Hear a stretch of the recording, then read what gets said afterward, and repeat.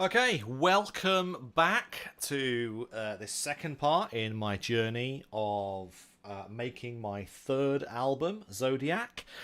If you missed that, then go back. You can watch the first episode, like a stream, I guess, as well as find out who the heck I am and why I'm doing this.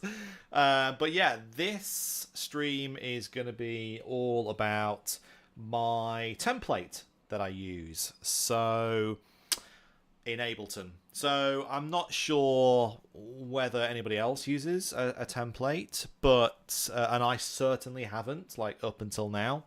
I've generally kind of like gravitated towards a way of doing things within my DAW. Whether that was the correct way to do it or not, I don't know, but it definitely worked for two albums worth. But as I said last time, my way of making music is really to think about melodies and lyrics.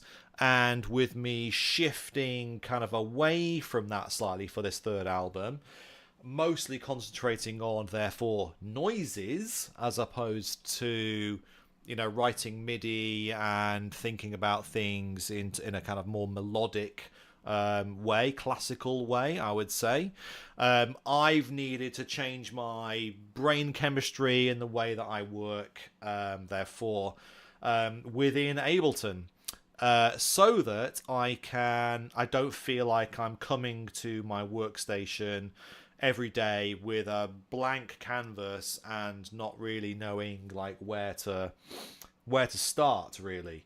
So therefore, I've spent the last 3 weeks, I would say, going into Ableton, looking at what I do, listening to other people's music, and their project files if they've shared them, or stems if they've made those public, for example, and come up with a template I'm going to use going forward. And I've done a little test on it so far, and it seems to be working. Like, it seems to be giving me a jumping off point without having to go through the rigmarole of starting up a new scene or a new set and doing it all from scratch, essentially. So let me see if I can switch this over. This should work here. Yep, there we go. Wow, amazing. I am technically minded after all. Okay, so this is my Ableton template, basically. So I'll go through this as much detail as I can, and try and explain exactly what I've done here. So let me just turn my volume down on my station so that doesn't interfere with the microphone. So as I spoke about last time, when I'm on the decks, I am mixing in one of my tracks with somebody else's track. And what I really want to do with this album is therefore be able to mix a real banger that I know that somebody within the drum and bass genre has made. People that I look up to like Delta Heavy and Culture Shock and DC Breaks and Shock One and Mosey, etc., etc. Mix it into my song, and then go straight into somebody else's song. Somebody else who's a big main player in the drum and bass industry. So I had the idea, why don't I set as a jumping off point for starting a new song, why don't I set up as if while I was mixing a track. Okay, so up at the top, in black, so it might not be very easy to see on camera, I've got a track here which I think is an absolute banger, definitely one I would play in my set, definitely one I would want to transition into one of my songs. This happens to be the Bad Decisions by Delta Heavy. And in the middle, the kind of rainbow coloured section here is my track, or the start of the track, or like the bit that I would mix into. Like if I had a hot cue, the bit that I would jump to actually mix into. And then I've got a track that I'm mixing out of. So, mixing into. So as my track is fading down, or as you know, as I'm exiting out of my track, there's another one coming in here as well. So hopefully that makes sense. Basically, I've got a track incoming and a track outgoing, and my track is in the middle, just as I would be if I had a track on the left-hand deck, my track on the right, and then I get rid of the one on the left and put a new one on there to transition back over there as well. Hopefully that makes sense. And what I'm doing is I'm using automation to basically say how that track is moving in and out how both those tracks are moving in and out of mine. So we can see here I'm just using EQ3, which is, you know, bog standard plugin, VST, as part of Ableton. And I'm using that specifically because that's all you've got on the decks, right? You only have 3 EQ knobs, high, mid, and low, right? And that's exactly what, you know, these are down here, low, mid, and high there. So you'll see what I'm doing here, basically with the track that was already playing. I am, hang on, I'm just looking at the wrong one there. This one here, right? What I'm doing there is I am cutting the bass from 0 dB right down, turning it off essentially, and on my track was off and I'm turning it on. So this is a cut bass technique, very, very quick, and should be, if your music has the same kind of bass signature as the other track, you shouldn't even notice, right? You could probably do that a little bit more gradiated, but for now, you know, it definitely works, especially with this track. Then I'm just going to do a cut bass like that. When it comes to the mids and the highs, I'm gradiating those down. So as my track starts to come in, I'm starting it at -8 dB, which on the decks of a DJM 900, for example, which goes from 0 dB to -26 dB, I think it is, -8 dB, which is what I've got here, equates to 2 notches on the knob. So if you were to walk over to your decks like right now and just have a quick look at it, there are a number of different notches on the knob, and each of those notches equates to around 4 dB. So basically I'm saying, as my track is coming in, I'm setting it at 2 notches to the left, and I'm gradually moving it up to the 12 o'clock position. And at the same time, I'm doing the opposite on the track that's going out. So I'm doing that for the mids, and I'm doing that, so that I'm doing for that for mids, that you can see there, and I'm doing that for the highs there as well. So essentially, as my track comes in, I'm doing a bass switch, and I'm also dialing down the highs and the mids of the first track, and dialing up the highs and the mids of my own track. And as you can see, so hopefully again that makes sense. And then over on the right hand side here, the track that is that I'm mixing into essentially does the opposite, right? So it starts off here with no bass, and then actually I increase the bass slowly. Well, actually it's quite quick in the scheme of things. And on my track, I am doing the a very quick fade out of the bass there as well. So as my track is playing, I'm gradually building up the bass on the track that's incoming, and I quickly switch off mine as it cuts to theirs. And I'm doing a very similar thing on the mids as well. So you can see gradual increase of the mids, whereas mine gradually goes down. So you don't have 2 mids going full clatter at the same time. You know, you are trying to blend both of those things together. If they're both at full volume, you've essentially got more volume in what is being played out to the crowd than you do if you had one slightly less and one slightly more. You know, that those 2 things equal out. And -8 dB is noticeable, yeah? If you have decks at home or a controller or something like that, go and try, you know, turning all the EQ knobs down, or lowering the volume slider minus a couple of notches, and you'll definitely feel the difference with the volume levels. Okay, so now I've got a track incoming on the left hand side here. and a track outgoing on the left hand side here, and a track incoming on the right hand side. Now we're all set up to make our own a section in the middle. So the way that I work, or I'm definitely going to work for this particular album, is that I have a vocal section here, I have drums, and then I have bass, because I do make drums and bass, obviously. I have the mids, I have the tops, and then I have FX and ambience. So as you can see, my very small cursor there, moving down the channels there on the right hand side, the groups on the right hand side there. So my way of working here is that if I were to do lyrics, which I've said I will not, but you know, traditionally I have done, that is going to be the channel which is likely the most loudest, because you want the vocals to come through, or if it doesn't have vocals, the lead. So a big fanfare, I spoke about this last time, coming from orchestra, you know, the trumpet always gets the fanfare. You know, it has the big kind of hook that you sing along to, or, you know, or dance to during a song. Then I've got my drums. So these are all essentially buses, let's call them. Yeah, these are all my drums here. Then I've got my sub, which is a couple of tracks there. Let's turn off automation so you can see them a bit clearer. There we go.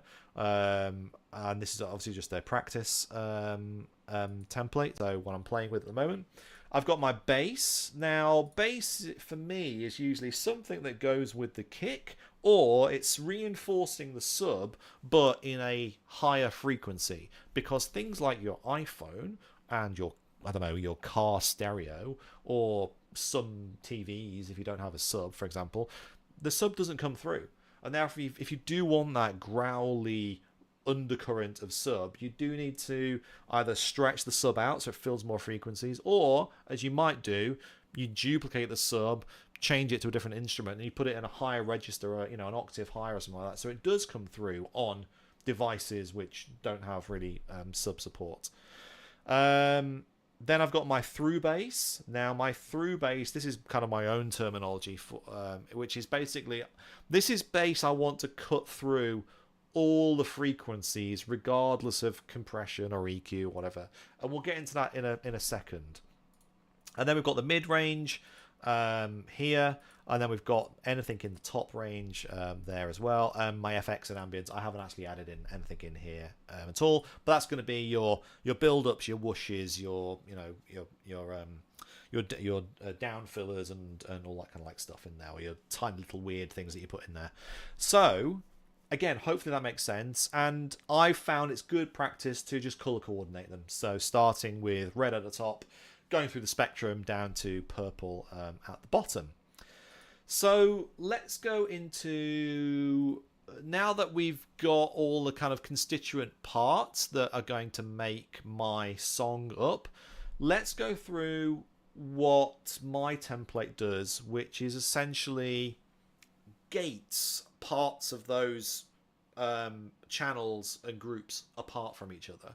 So my vocals and lead, you'll see here, I'm essentially gating it off into this area, like down here. So starting at the 200 hertz range and then going up to 10. So this essentially is saying, if any kind of frequencies are outside of that range, they're not going to be heard, right? So this is very draconian, like, you know, this is a very brutal way of ensuring you don't have any clashing frequencies happening, right? So as a way to find instruments and find leads that you know aren't gonna interrupt any other, you know, parts of your song, this is a very brutal way of getting something down very quickly, and knowing that when you look at the full EQ range, the full frequency range, that nothing is clashing, or, you know, nothing is taking up the frequencies that it really shouldn't be, or needing to. So that's my vocal and lead kind of range here.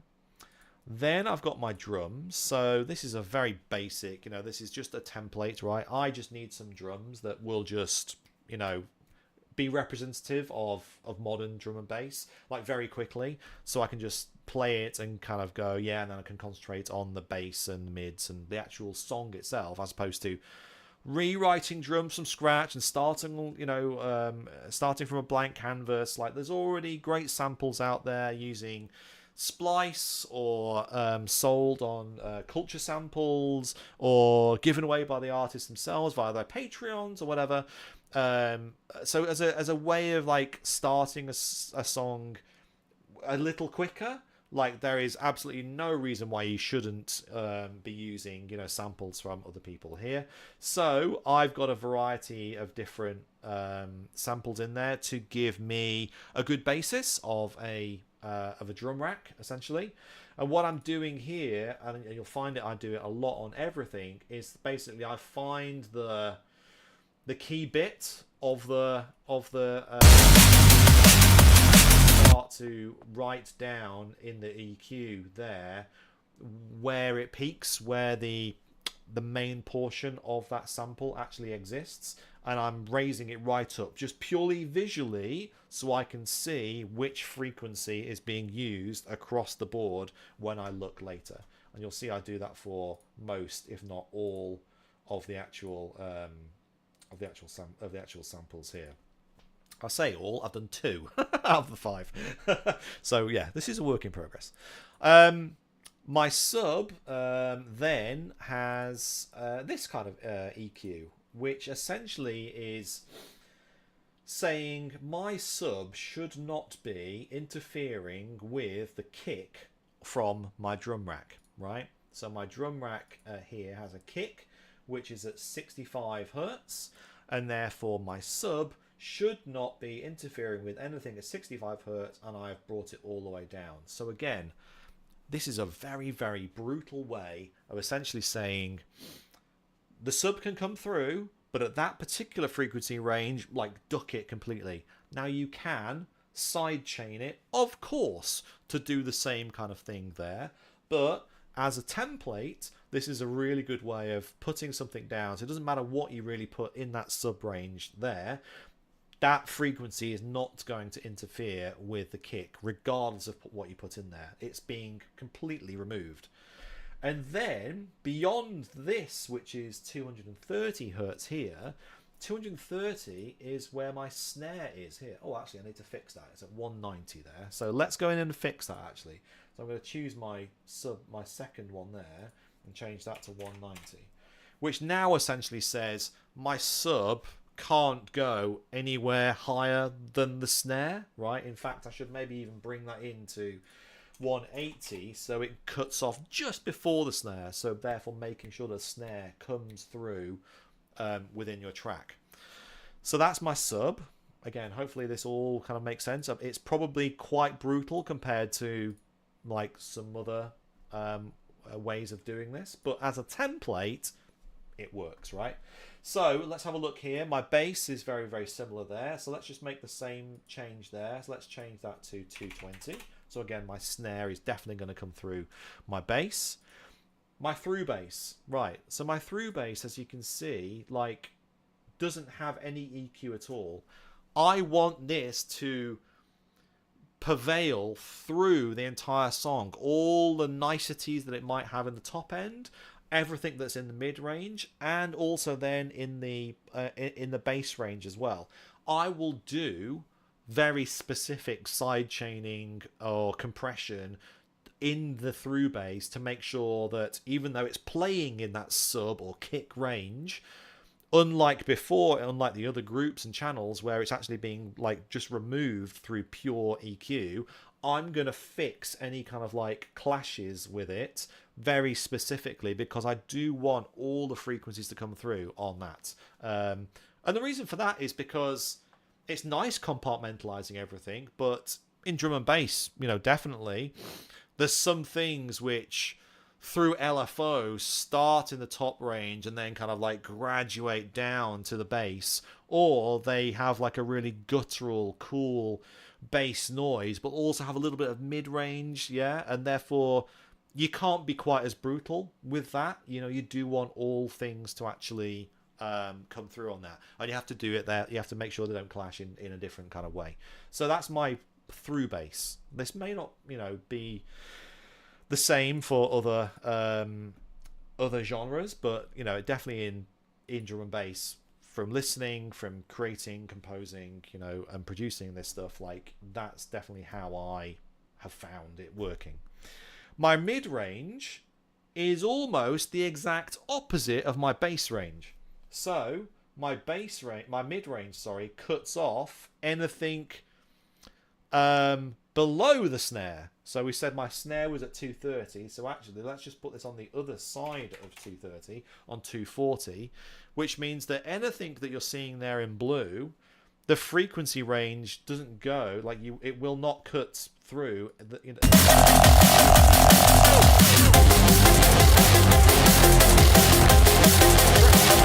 Means at a very brutal way of doing it is that snare is going to constantly just like be heard, and the same with the kick. It's constantly going to be heard throughout, you know, the track, and you can be clear that whenever you're putting anything in this mid range here, you've got 100% confidence that, you know, those frequencies are not going to clash, you know, whatsoever.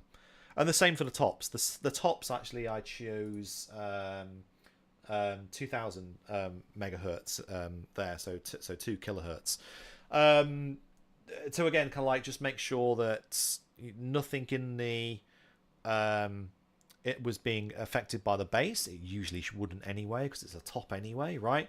Nothing's going to be clashing with the mid, and generally nothing's going to really be clashing with the vocals. If you look back at the vocal chain, it is in this kind of area here. I think it was between 200 hertz and 10,000 hertz there.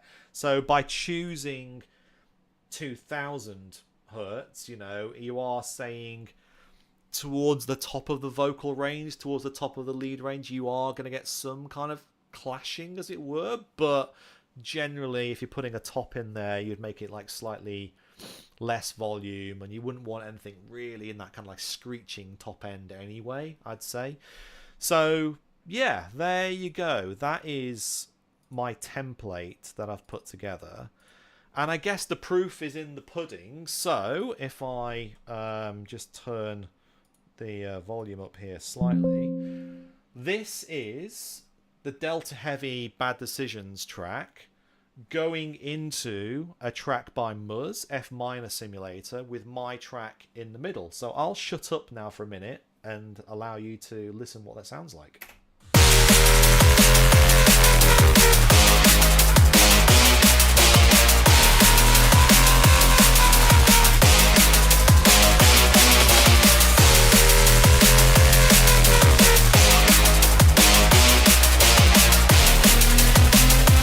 Great track. See you on the other side.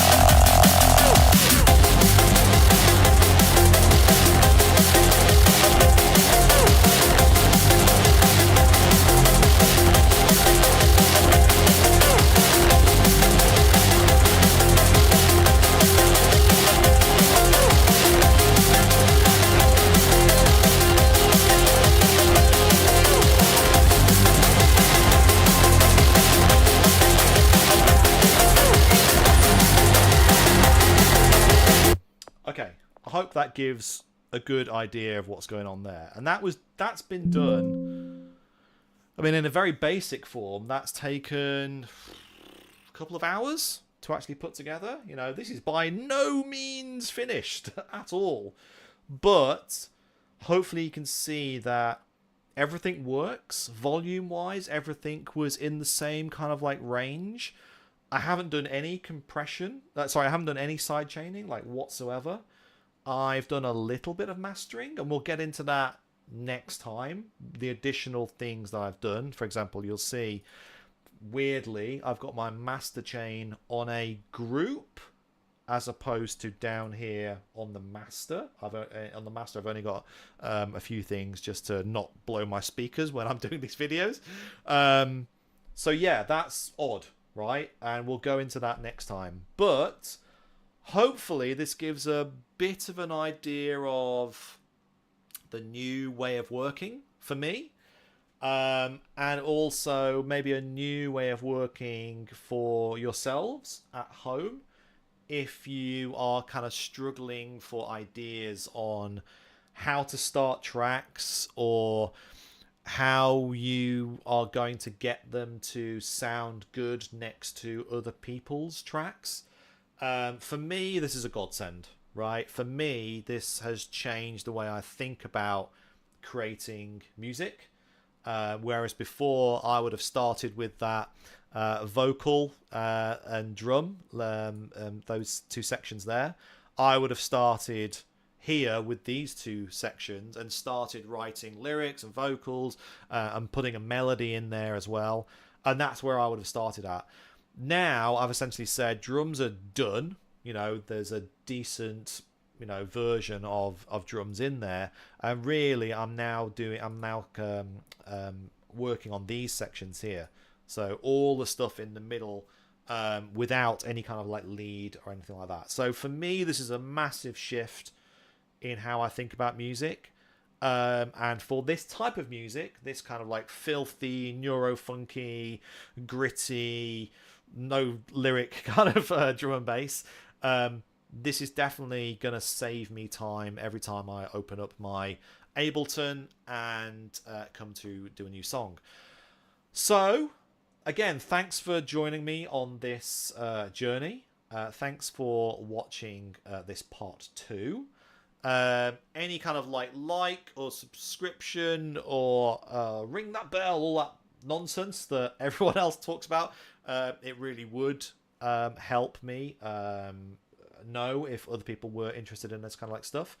I'm gonna make this template available, so likely tomorrow I will tidy this all up with some better naming and things like that. I won't be able to share the 2 pieces of music there because they, you know, I've bought those, as everyone else should. But certainly the automation in there, I'll keep as well. And I will put this, a link to where you can download this in the next video, where we're going to go into kind of like the placeholder mastering chain, let's call it, which is obviously helping make sure that this sounds in the same volume range and kind of like fatness range, maximized fatness range that the other 2 tracks have as well. So we'll go into that on the next video, but for now, thanks for joining.